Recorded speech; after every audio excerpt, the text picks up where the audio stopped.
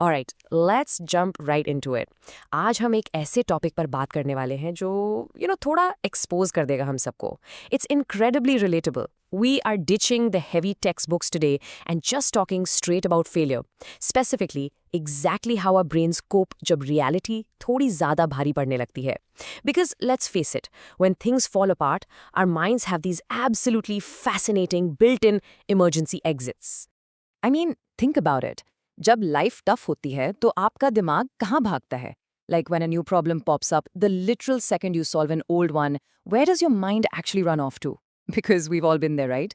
एक harsh, unbearable reality सामने आती है. And instead of fighting it, आपका brain just packs its bags and takes a mini vacation. आज हम basically decode करेंगे कि आखिर ये दिमाग जाता कहाँ है. So first up, दिमाग का escape route. In the world of psychology, professionals actually call this a flight mechanism. Psychologists Lerner and Cube define this flight mechanism as relying on mental mechanisms rather than actual behaviors to achieve a goal as a result of a failure. Let that sink in for a second. जब real problems insurmountable लगती हैं, and life के joints बार-बार टूटने लगते हैं, तो literally fight करने के बजाय आपका दिमाग एक backdoor ढूंढ लेता है. Your body physically stays put, but your mind, it takes off into a totally imaginary situation where that stressful problem doesn't even exist. And that brings us to the daydreaming universe. ये हमारा first और honestly सबसे common type का flight mechanism है. The whole core of this idea is achieving goals in an imaginary world that just cannot be achieved in the realistic world. Plain English में कहें तो, this is exactly what we call khayali pulao pakana. Right? Just like Sheikh Chali building castles in the air. When the real world flat out tells you no, your mind steps in to give you that immediate, sweet satisfaction by whispering, "Hey, don't worry. In here, the answer is always yes." And the crazy thing is, this habit starts incredibly early. Psychologists note that the proportion of daydreams is actually at its absolute highest during childhood. Take एक बच्चा जो affection के लिए तरस रहा है.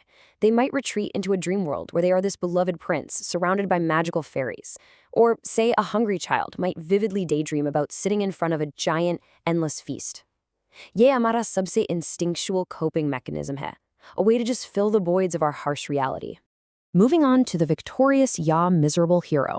Because as we grow up, the real question is, who do we actually become in our own fantasies?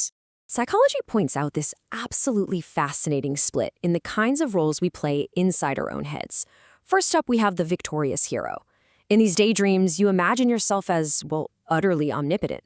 आप एक savior बनकर सब ठीक कर देते हैं.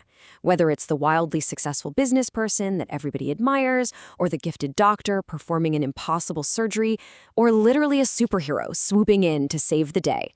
It's pure, unfiltered ego boosting where you win against all odds. But okay, here is the crazy part. Contrast that victorious savior with the miserable hero. In this type of daydream, you actually imagine yourself enduring extreme suffering and pain. Now, why on earth would we do that? Because you're seeking revenge through that pain. It is that weirdly, secretly relatable scenario where you imagine yourself being wronged and persecuted, but you are completely ready to be a martyr just to prove a point to those who hurt you. You know that feeling of मैं suffer करूंगा तब उन्हें मेरी actual value पता चलेगी? Yeah. That. Both of these are fantasies, but they serve completely different emotional needs. Next up is when fantasy becomes toxic. Let's look at that incredibly fine line between harmless fun and a genuinely toxic habit. So there is a deeply dual nature to all of this. On one side, we have creative daydreaming. Scientists, artists, writers, they all actively use daydreaming to problem solve and visualize brand new creations. I mean, even the government's 5-year plans technically start as a creative daydream. It's productive. But then on the other side is harmful escapism. This happens jab aap ready-made daydreams like endless movies, binge-watching TV shows, and doom-scrolling ko use karte hain, apni real-life responsibilities se puri tarah bhagne ke liye. Look, yes, we all use daydreams in low proportions to boost our self-esteem. That's totally normal. But extreme overuse, जब आप पूरी तरह एक imaginary world पर depend हो जाते हैं खुद को ठीक feel करवाने के लिए, that can actually cause your brain to detach from reality entirely. Psychologists warn that severe overuse of fantasy can quite literally lead to hallucinations. That harmless escape route suddenly becomes a very, very dangerous trap. Which leads us to dunya se cut off. This is the second and, frankly, a much darker flight mechanism known as withdrawal. If daydreaming is about building an alternate universe, then withdrawal is about entirely shutting down the one you are currently in, and I guarantee you or someone you know has done this. Think about it. Job interview avoid करना just because you're absolutely terrified you won't perform well. या फिर दोस्तों को Dodge करना क्योंकि डर है कि वो आपकी किसी फेलियर का मजाक उड़ाएंगे. Or just sitting dead quiet in the back of the classroom to avoid any attention whatsoever.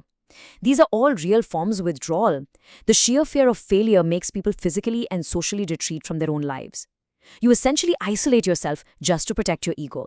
There's this quote that I think captures the absolute tragedy of it perfectly. Withdrawal means field renunciation.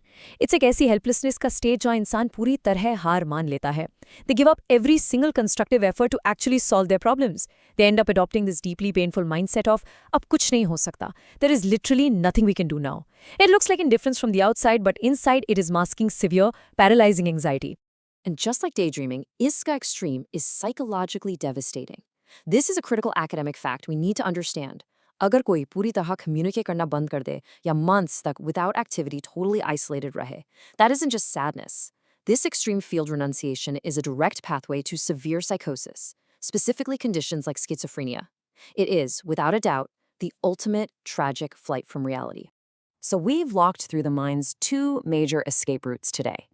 Now, I want to leave you with this one provocation, and I really want you to think about it. तो आपका go-to flight mechanism क्या है? ख्याली फलाव या reality से withdrawal? When you face that unbearable failure, do you build a victorious fantasy to hide in, or do you quietly just shut the door on the world? Because understanding exactly how your brain runs away is the very first step to making it stay and fight. Think about it. Thanks for tuning in to today's explainer, and remember to keep observing your own mind.